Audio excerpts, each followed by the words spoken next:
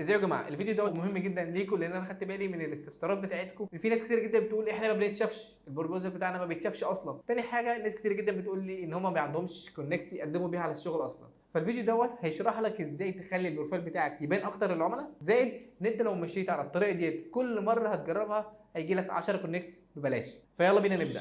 اهم حاجه لازم تعملها عشان البروفايل بتاعك يبان للعملاء، وهي ان انت لازم تبقى فاهم دماغ العميل بيفكر ازاي. لازم تحط نفسك مكانه وتفكر بنفس طريقه تفكيره وهو بيدور على حد يشتغل معاه.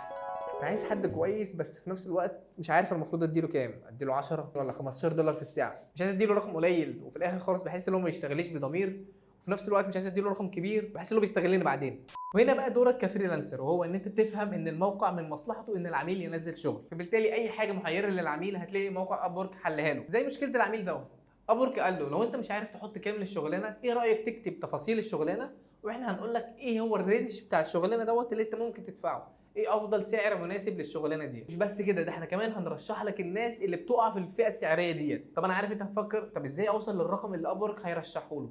هقول لك. اول حاجه هتعملها انك انت هتعمل اكونت عميل. دي بتعمل ساين اب عادي كاكونت عميل، هتلاقي نفسك عامل لك اكونت فريلانسر واكونت عميل. لما تخش على الاكونت هتلاقي فوق على اليمين بوست اجاب، اللي هو انت تعمل شغلانه. هتختار مثلا لونج تيرم بروجكت، وهتعمل اللي هو يوز وذ اوت اي اي. مش لازم يعني تختار الاي اي دلوقتي، هتكتب اسم الشغلانه بس. انا مثلا هكتب فيديو اديتور وهنعمل نيكست. تختار السكيلز اللي انت عايزها، 1 2 3 4. تمام. لو انت مش عارف انت المفروض تكتب ايه بالظبط او تختار السكيلز ايه، جرب تخش على الاكونت بتاع الفريلانسر بتاعك العادي وتشوف شغلانه موجوده من الشغلانات اللي انت ممكن تبقى عايز تشتغلها. فبالتالي تاخد كل السكيلز اللي فيها، تاخد الشغلانه متضمنه ايه، لونج تيرم ولا شورت تيرم، كل حاجه فيها وتعمل زيها بالظبط. هندخل بعد كده على السكوب. هتلاقي اول حاجه عندك بيقول لك انت عايز الشغلانه دي لارج، هي لارج ولا ميديوم ولا سمول. سمول دي يعني الكويك اند ستريت فورورد تاسك، اللي هو عايز مثلا لوجو ديزاين مثلا خفيف، عايزك تشيل لي حاجات. طب ميديوم، لا انا عايز مثلا بروجكت فيه تعقيدات بسيطه. طب لارج، ده عباره عن اللي انت هتمسك تاسك من اوله لاخره، مثلا زي الفيديو اديتنج مثلا بالنسبه لنا، هتمسك فيديو من الاول للاخر خالص وتسلمه. ده بالنسبه لهم في ناس كتير تعتبره لارج. هنعمله ميديوم.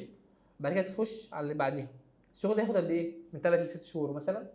بعد كده انا عايز واحد انترميديت، مش عايز واحد خبير ولا واحد انتر. دي مش ناوي اللي هي هتبقى فول تايم جوب، لا انا ده شغل عادي مش اكتر. ما عنديش نيه اللي انا شغاله بعدين يعني، ما علينا. هنخش بعد كده على البادجت. بص خدت بالك هتلاقي بص كاتب لك ايه، كاتب لك من 10 ل 30. هو شايف الشغلانه ديت بمكوناتها بالسكيلز بتاعتها بكل حاجتها اخرها من 10 ل 30، وجايب لك من 5 ل 10 دولار قد ايه الرينج، ومن 10 ل 15، ومن 15 ل 20، وهكذا لغايه ما تنزل لتحت خالص عند ال 65 وكده. عندك مثلا لو انت مجال تاني، انا قلت لك برضه ان الفيديوهات بعد كده بتاعتي مش هتبقى واقفه على ان انت تشتغل مجالي بالظبط اللي هو فيديو اديتنج او المونتاج عامه، لا انت ممكن تشتغل مثلا جرافيك ديزاين او البرمجه او كده. نجرب مثلا حاجه تانيه. هنكتب مثلا ترانسليشن اهوت، وهننزل نختار مثلا ليجل دوكيمنت ترانسليشن.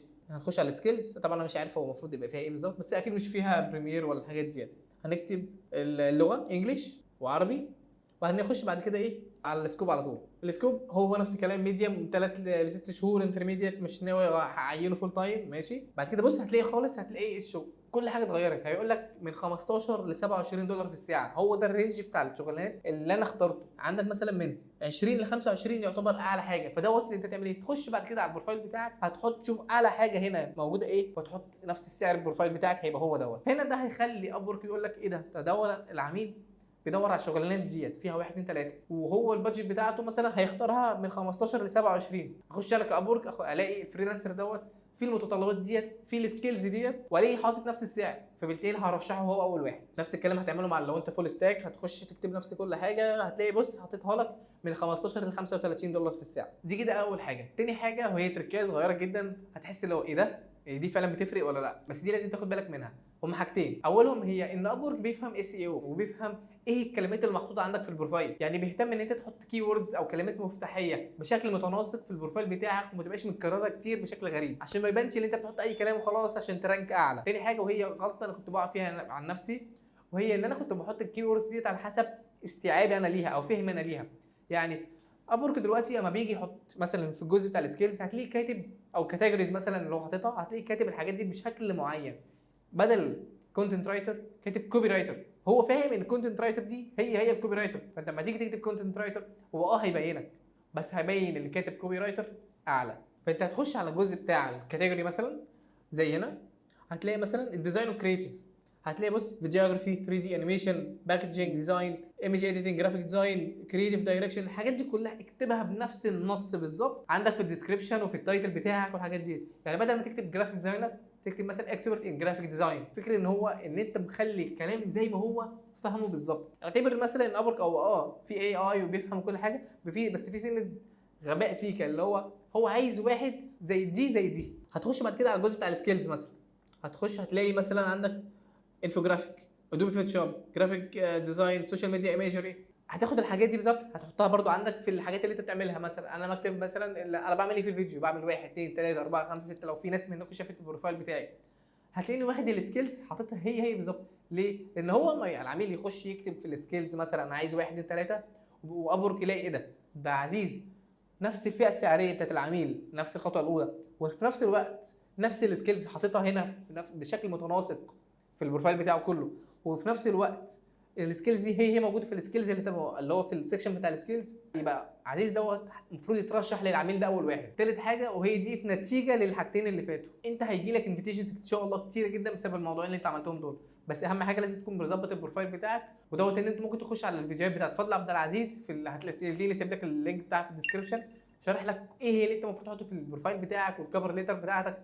الحاجات دي كلها هعملها في سلسله ابورك للمبتدئين. حتى لو انت لسه مش مبتدئ هتاخد برضو تركات صغيره كده ممكن تركز فيها تظبط لك البروفايل بتاعك. واعمل الحاجات اللي انا قلت لك عليها ديت هتلاقي نفسك بترانك فوق قوي ان شاء الله. بالنسبه للعميل بعد ما يجي لك انفيتيشنز لازم ترد بسرعه حتى لو الشغلانه مش ليك انت. مثلا هتلاقي مثلا انا عبد العزيز فيديو اديتور مثلا لليوتيوب وانستجرام وتيك توك وكده. لو جالي حد قال لي انا عايز اشتغل مثلا على منصه جديده زي مثلا نقول منصه مختلفه لينكد ان مثلا، وانا مثلا مش فاهم لينكد ان قوي، ما اعملش ديكلاين، لا رد كلمه وتفاهم معاه وقول له مثلا انا بعرف اعمل هنا وهنا وهنا وهنا.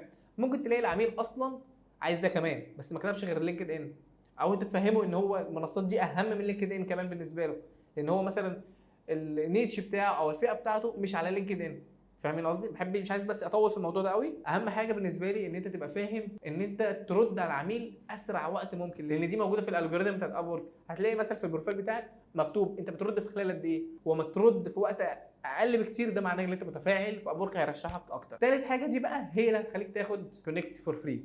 العميل لو رد عليك بعت له رساله كويسه ورد عليك انت هتتجرب هو عامل لك انفيتيشن، فانت بالتالي لما تيجي تعمل له كفر ليتر وتبعتها له انت مش بتدفع حاجه، رد هو عليك جالك 10 كونكتس زياده فور فري. فهمت قصدي؟ اتمنى ان انتوا تكونوا خدتوا بالكم من النقطه الاخيره دي بالذات، لان كميه الناس اللي كاتبين ان هي ما عندهاش كونكتس على ابورك كبيره جدا، ودي فعلا مشكله. فاتمنى ان انتوا تمشوا على الخطوات دي بالظبط وان شاء الله هيجي بقى الموضوع محلول معاكم. شكرا جدا يا جماعه على الدعم الكبير جدا ليكم من خلال الكومنتات الجميله اللي انتوا بتكتبوها لي. شكرا لل 5000 واحد اللي عملوا لي سبسكرايب الفتره الاخيره دي. بجد انا كنت مبسوط جدا بان انا شفت السبسكرايبرز بيزيدوا وان في الكوميونتي بتاعنا بيزيد. ولو في اي مشكله مع اي حد اتمنى ان انتوا تكتبوها لي لان انا بجد بركز في الكومنتات جدا. وشكرا.